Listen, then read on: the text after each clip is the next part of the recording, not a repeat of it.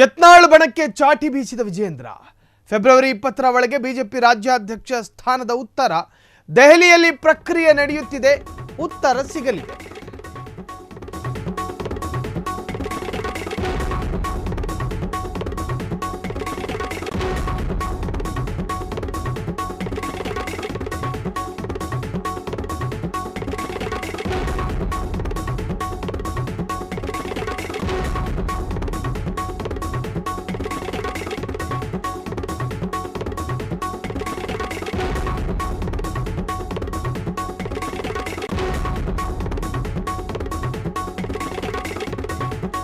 ಕೂತ ಜಾಗದಿಂದ ಕೆಳಗಿಳಿಯಲ್ಲ ಅಂತ ಹೇಳಿ ವಿಜೇಂದ್ರ ಪಟ್ಟು ಹಿಡಿದ್ರೆ ನಾನ್ ನಿಮ್ಮನ್ನು ಇಳಿಸ್ತೀನಿ ಅಂತ ಹೇಳಿ ಯತ್ನಾಳ್ ಒಂದು ಕಡೆ ಜಿದ್ದಿಗೆ ಬಿದ್ದಿದ್ದಾರೆ.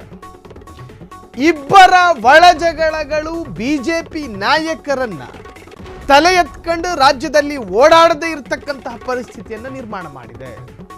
ಶಾಸಕರ ಜೊತೆ ಸಮಾಲೋಚನೆ ನಡೆಸಿ ಅಂತಿಮ ನಿರ್ಧಾರವನ್ನ ತೆಗೆದುಕೊಳ್ತೀವಿ, ಅಧ್ಯಕ್ಷರಾಗಿ ಮುಂದುವರಿಯುವ ವಿಶ್ವಾಸ ನಮಗಿದೆ. ಫೆಬ್ರವರಿ 20ರ ಒಳಗೆ ಕೇಂದ್ರ ಇದಕ್ಕೆ ಉತ್ತರ ಕೊಡುತ್ತೆ.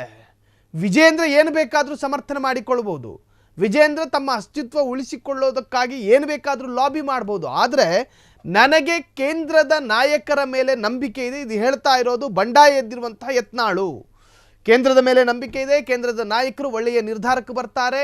ಅಂದರೆ ಫೆಬ್ರವರಿ 20ರ ನಂತರ ರಾಜ್ಯಾಧ್ಯಕ್ಷರ ಬದಲಾವಣೆ ಸಾಧ್ಯತೆಗಳಿದೆ ಎನ್ನುವಂತಹ ಸುಳಿವು ಈಗ ಯತ್ನಾಳ್ ಅವರ ನಡೆಯಲ್ಲಿ ಗೊತ್ತಾಗ್ತಾ ಇರುವಂತಹದ್ದು.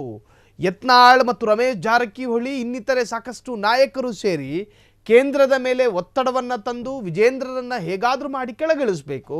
ಒಂದು ಕಡೆ ಪಂಚಮಸಾಲಿ ಸಮುದಾಯದ ಯತ್ನಾಳ್ರನ್ನ ಒಂದಲ್ಲ ಎರಡಲ್ಲ 3-4 ಶೋಕಾಸ್ ನೋಟಿಸು ಕೊಟ್ಟರು ಕೂಡ ಹಾಗೆ ಸುಮ್ಮನೆ ಉಚ್ಚಾಟನೆ ಮಾಡೋದಕ್ಕೆ ಬರೋದಿಲ್ಲ. ಯಾಕೆ ಬರಲ್ಲ? ಒಂದು ರಾಜ್ಯದ ಪ್ರಬಲ ಸಮುದಾಯದ ಜನಪ್ರತಿನಿಧಿ ಬಸನಗೌಡ ಪಾಟೀಲ್ ಯತ್ನಾಳ್. ಶ್ರೀರಾಮುಲು ಒಂದು ವೇಳೆ ಯತ್ನಾಳ್ ಸ್ಥಾನದಲ್ಲಿದ್ದಿದ್ದಾರೆ, ರಮೇಶ್ ಜಾರಕಿಹೊಳಿ ಒಂದು ವೇಳೆ ಯತ್ನಾಳ್ ಸ್ಥಾನದಲ್ಲೇ ಇದ್ದಿದ್ದರೆ, ಒಂದು ವೇಳೆ ಈವರೆಗೂ ಅಥವಾ ಈ ಕ್ಷಣದವರೆಗೂ ಕೂಡ ಯತ್ನಾಳ್ನ ಹಾಗೆ ಮುಂದುವರಿತಾ ಇರಲಿಲ್ಲ, ಯಾವಾಗಲೂ ಉಚ್ಚಾಟನೆ ಆಗ್ತಾ ಇತ್ತು.